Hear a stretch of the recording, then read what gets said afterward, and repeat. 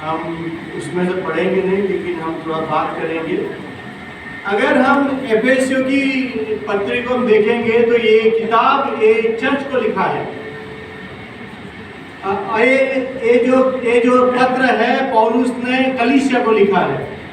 उसका मतलब ये हुआ कि वो एफेसियों को तो लिखा है, लेकिन वो आज हमारे चर्च ऑफ नॉर्थ इंडिया को लिखा है, मेथोडिस्ट चर्च को लिखा है, बैप्टिस्ट चर्च को लिखा है, NWGN चर्च को लिखा है। हमारे लिए लिखा गया एक पत्र है, ये हमारे लिए है। अगर हम पौलुस के अरे किताब के बारे में सोचेंगे तो जब उसने रोमियो की किताब लिखी तो वो रोमन लोगों के लिए लिखा था। उसने जब कोरिन्थियों को जो किताब लिखा, पत्र लिखा, वो कोरिन्थ वासियों में जो प्रॉब्लम्स थी, जो पाप था, उसको एड्रेस करके लिखा हुआ था। और जब हम तिमोथियुस को देखेंगे, तिमोथी को देखेंगे, तो वो तिमोथी के बारे में लिखा था। उसके अलावा उसने किसी बात के लिए नहीं लिखा था। लेकिन अगर हम सोचेंगे तीतस के बारे में, टाइटस के बारे में, तो वो सिर्फ टाइटस के लिए था। लेकिन अगर हम एफेसियों की किताब में आएंगे, पत्र में आएंगे, तो वो चर्च के लिए लिखा था। उसका मतलब ये हुआ कि अगर हमारे प्राइम मिनिस्टर, अगर हमारे प्रेसिडेंट एक सर्कुलर बाहर निकालते हैं और वो सर्कुलर वो PM ऑफिस से बाहर निकलता है और वो कलेक्टर ऑफिस में जाता है और पूरे देश में वो फैल जाता है, उसका मतलब ये हुआ कि वो जो सर्कुलर है पूरे देश के लिए है। वैसा ही ये एफेसियों की किताब, पत्र, वो पूरी कलीसिया के लिए है, एक आदमी के लिए नहीं है। यानी ये मेरे लिए है, ये झारखंडी के लिए है, ये बिहारी के लिए है, ये उड़िया लोगों के लिए है, ये तमिल लोगों के लिए है। जो लोग प्रभु यीशु मसीह को जानते हैं उनके लिए एक पत्र लिखा गया है। अगर आप देखेंगे तो उसका 1 से 3 अध्याय वो प्रभु यीशु मसीह के साथ की हमारी पहचान बताता है, और 4 अध्याय से 6 अध्याय तक अगर हम देखेंगे तो मेरा और प्रभु यीशु मसीह के साथ का जो नाता है, वो नाते के बारे में बात करता है। वो बताता है कि 4 अध्याय से 6 अध्याय में मेरा परमेश्वर के साथ का नाता कैसा होना चाहिए, उसके बारे में वो बात बताता है। और वो बताता है कि वो मेरा जीवन कैसी रीति में जीना चाहिए। परमेश्वर के बच्चे जब परमेश्वर को ग्रहण करते हैं तब उनका बढ़ना आवश्यक है। हमारे घर में अगर बच्चा पैदा होता है, अगर वो बच्चा छोटा होता है तो उसका हंसी बदलता है, 2 महीने का होने से उसका आई कांटेक्ट चेंज होता है, 6 महीना होने के बाद वो हाथ ऐसे हिलाना शुरू करता है मम्मी को, पापा को देख के, यानी उसका एक चेंज दिखता है। और उसका खाने में भी चेंज होता है।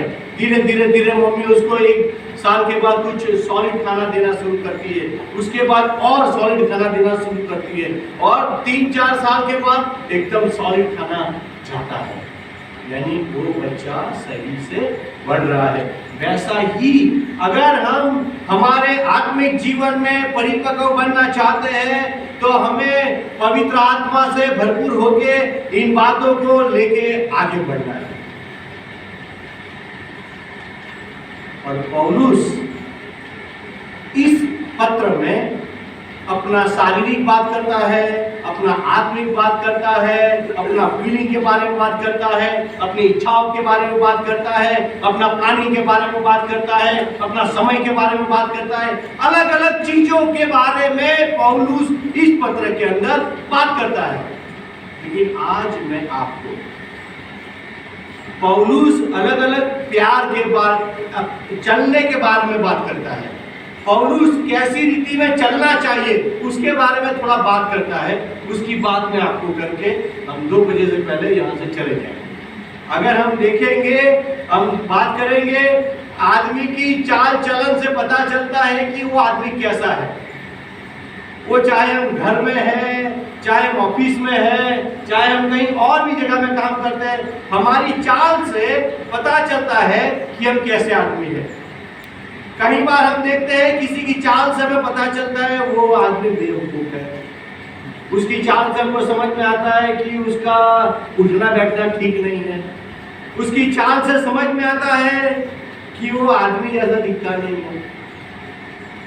उसकी चाल से समझ में आता है कि वो बहन दिखता नहीं है।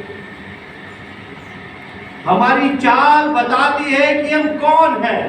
और संत पौलुस ये पत्र में चाल के बारे में बताता है, और हम विश्वासी जन हमारी चाल कैसी चलनी चाहिए उसके बारे में सोचना चाहिए। और उसी के साथ आज हम यहाँ से बाहर जाएंगे। संत पौलुस हमें अलग अलग 5 चाल के बारे में बताता है। पहली चाल है, अगर हम विश्वासी हैं तो हमें एकता में चलना पड़ेगा। वो पहला एफेसुस पत्री उसका 4 अध्याय 1 से 16 में लिखा है।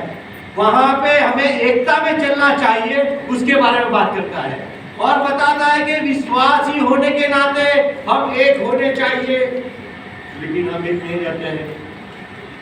वो चाहे गुजरात हो, झारखंड हो और भारत के कहीं भी एरिया में जाओ, जहां विश्वासी जन की बात होती है वो एकता में नहीं दिखाई देते हैं। अगर हम एकता में रहना है तो हमें दीन होना पड़ेगा। अगर मुझे एकता में जीवन जीना है तो मुझे नम्रता के साथ आगे बढ़ना पड़ेगा। अगर मैं एकता में जीना है तो मुझे सहन करना पड़ेगा। और अगर मैं एकता में रहना चाहता हूं तो मैं पूरी नम्रता के साथ परमेश्वर के साथ चलना पड़ेगा। पौलुस हमें सिखाता है कि हमें एकता में चलना पड़ेगा। अगर हम विश्वासी जन हैं, हम एकता में चलना पड़ेगा। दूसरी चाल जो संत पौलुस बताता है वो 4 अध्याय की 17वीं आयत में है और बताता है कि विश्वासी जन पवित्र में चलना चाहिए, पवित्रता में चलना चाहिए, होलीनेस में चलना चाहिए। लेकिन आज हमारे कई भाई बहन हैं जो पवित्रता को समझते नहीं है, जिसमें मैं भी आ जाता हूं। हम होलीनेस के साथ चलते हैं। अगर हमें पवित्र जीवन जीना है तो 5 ऐसी बातें हैं जिससे हमें दूर रहना सीखना पड़ेगा। अगर मैं पवित्र जीवन जीना चाहता हूं तो 5 ऐसी बातें हैं उससे मुझे दूर रहना पड़ेगा। और पहली बात है कि मुझे असत्य से दूर रहना पड़ेगा। दूसरी बात है मुझे गुस्सा नहीं होना चाहिए, मैं गुस्से वाला नहीं होना चाहिए। तीसरी बात है मैं चुगली करने वाला नहीं होना चाहिए। मैं अगर पवित्र जीवन जीना चाहता हूं तो मैं मलिन वचन बोलने वाला नहीं होना चाहिए। मैं अगर पवित्र जीवन जीना चाहता हूं, पवित्र चाल चलना चाहता हूं तो मैं एक दूसरे को माफी देने वाला होना चाहूं, मुझे माफी देने आना चाहिए। संत पौलुस उसकी तीसरी चाल यहाँ पे बताता है, वो 5वें अध्याय के 1 से 6 आयत में है और वो चाल है प्रेम की चाल। विश्वासी जन प्रेम में चलना चाहिए। हमारा प्यार कैसा होना चाहिए? अगर हम विश्वासी हैं, अगर हम परमेश्वर को जानने वाले हैं तो हमारा प्यार कैसा होना चाहिए? मेरी जो फीलिंग्स है, मेरी जो उसको हिंदी में क्या बोलते? लागणी, हम गुजराती लागणी बोलते हैं। भावना, मेरा जो फीलिंग्स है वो प्यार करने वाला एकदम सिंसियर होना चाहिए, गंभीर होना चाहिए। मेरा जो फीलिंग्स है, भावना है वो वैसी होनी चाहिए ताकि वो दूसरे लोग को समझ में आना चाहिए कि इसके जीवन में कुछ और बात है, ये अलग आदमी है। लेकिन आज हम उससे खिलवाड़ करते हैं, हम दिखावा देते हैं और खिलवाड़ कर लेते हैं एक दूसरे की फीलिंग के साथ और हम प्यार का एक नाटक करते हैं। हम ऐसा बतावा करते, दिखावा करते हैं कि मैं उसको बहुत प्यार करता हूं, लेकिन वो सच नहीं होता। अगर हम प्रभु यीशु मसीह के बच्चे हैं, प्रभु यीशु मसीह के पीछे चलने वाले हैं तो मेरी चाल प्यार वाली चाल होनी चाहिए। और मेरा प्यार कैसा होता है? समर्पण वाला होता है। प्रभु यीशु मसीह यूहन्ना रचित सुसमाचार उसके 15 अध्याय की 12वीं आयत में बताता है कि मेरा प्यार समर्पण वाला होना चाहिए। क्या हमारा प्यार समर्पण वाला है कि कुछ मिलने का, लेने का बात है इसीलिए हम प्यार करते हैं, वैसा दिखावा करते हैं? संत पौलुस उसकी चौथी चाल हमें 5वें अध्याय की 7 और 8 आयत में बताता है और वो है परमेश्वर के बच्चे ज्योति में चलने चाहिए, प्रकाश में चलने चाहिए, ज्योति वाले होने चाहिए। जहां जहां परमेश्वर के बच्चे जाते हैं वहां वहां प्रकाश होता है, वहां वहां ज्योति दिखाई देती है, वहां लोग देख सकते हैं कि ये कुछ अलग आदमी है, उसका बात करने का तरीका अलग है।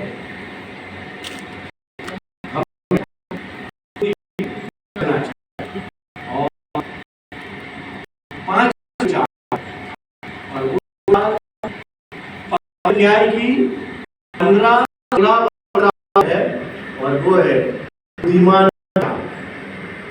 बुद्धिमान की चाल। क्या हम बुद्धिमान की चाल चलते हैं? हमारे पासवान ने अभी बता दिया कि पूरे भारतवर्ष में कहीं ना कहीं सता हो रहा है, प्रॉब्लम हो रहा है, समस्या हो रही है। हमारा चाल बुद्धिमान जैसा होना चाहिए, मूर्खता वाला नहीं होना चाहिए। हमको मालूम है कि यहाँ पे प्रॉब्लम हो रहा है, तो हमें हमारी चाल बुद्धिमान की तरह बनानी पड़ेगी और हमारा जो समय है उसका सदुपयोग करना पड़ेगा। सदुपयोग क्या सब बोलेंगे? उसका सही रीति से उपयोग करना है, सदुपयोग करना पड़ेगा। और मैं तो कभी कभी ऐसे बोलता हूं कि मैं मेरा समय का भी बजट बनाता हूं, कहां मैं मेरा समय निकालता हूं। क्योंकि आज क्या हो रहा है, अगर हमारे हाथ में मोबाइल आ गया और हमने कुछ स्क्रॉल किया तो मैं आपको गारंटी के साथ बोलता हूं तुम्हारा 15 मिनट गया, 15 मिनट गया। एक देख लिया टुकु जाएगा। हमारा बुद्धिमान की चाल में नहीं जाते हैं, हम समय के बारे में नहीं सोचते हैं और हम क्या बोलते हैं, सर मेरे पास समय नहीं है। गलत बात करते हैं। परमेश्वर ने हमको बुद्धिमान की तरह चलने के लिए बनाया है, क्योंकि हम उसके बेटे हैं। हालेलुया, हम उसके बच्चे हैं। संत पौलुस हमें 5 चाल के बारे में बताता है, और क्या हम विश्वासी होने के नाते उस 5 चाल को चलने के लिए तैयार है। संत पौलुस बताता है बुद्धिमान की चाल चलो। संत पौलुस बताता है कि हमें प्यार की चाल चलना चाहिए, हमें ज्योति की चाल चलना चाहिए, हमें पवित्रता की चाल चलना चाहिए। क्या हम चलते हैं? हमारे भाई कामिल के हाथ में थोड़े समय पहले एक फोन आया। वो फोन करके आदमी ऐसा बोलता है कि मैं जेल में से रिहा हुआ हूं। थोड़े समय पहले मुझे जेल में से रिहा किया गया है। मैं जेल में था, मेरी जेल में सजा लंबी थी, लेकिन जेल में बैठे बैठे मैंने आपका प्रोग्राम देखा और देखते देखते मेरा जीवन बदल गया, मेरी चाल चलन बदल गई। और जेल का जो जेलर है वो मेरी चाल चलन को देखते देखते मेरा 7 साल का सजा कम कर दिया। और वो भाई जेल से रिहा होने के बाद घर में आए और पहला फोन कामी को लगाते। सही कामी, गलत नहीं बोलता हूं। पहला फोन कामी को लगाता है। जेल में से तो बात नहीं कर सकता है, जेल में टीवी देख सकता है, लेकिन जेल में से फोन नहीं कर सकता है। लेकिन हमारे रेडियो जमाने की बात है, लोग खत लिखते थे लेकिन फोन नहीं कर सकते। रेडियो जमाने में जेल में से हमें खत मिलते थे, लेकिन ये जमाने में हमें फोन नहीं आते हैं। आदमी बताता है कि आपका प्रोग्राम देखते देखते मेरे जीवन का चाल चलन बदल गया, मेरे में प्यार उभर आया, मेरे में पवित्रता आ गई, मेरे में बुद्धि आ गई और मैं ज्योति में चलने लगा। और लोगों ने देखा, मेरे अधिकारियों ने देखा, पुलिस वालों ने देखा और मेरे जीवन में 7 साल की सजा कम कर दी। और जब मैं जेल में था तब मैंने यही ज्योति की बात, यही प्रकाश वाली बात लोगों को दिखाया।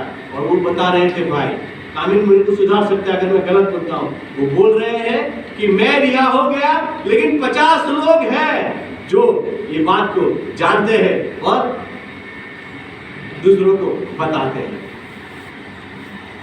आज हमारे पासवान ने बता दिया कि हम 18 साल से ईसाई हैं। क्या मैं प्यार में चलता हूं आज? क्या मैं पवित्र जीवन जीता हूं? क्या मेरी चाल चलन ऐसी है कि अन्य लोग सोच पाए कि ये ईसाई आदमी है, प्रभु यीशु मसीह को जानने वाला है? आज इसी प्रकार के साथ, इसी चलन के साथ आइए हम सब खड़े हो जाएं और प्रार्थना करेंगे। और हम प्रार्थना के साथ प्रभु की प्रार्थना भी बोलेंगे और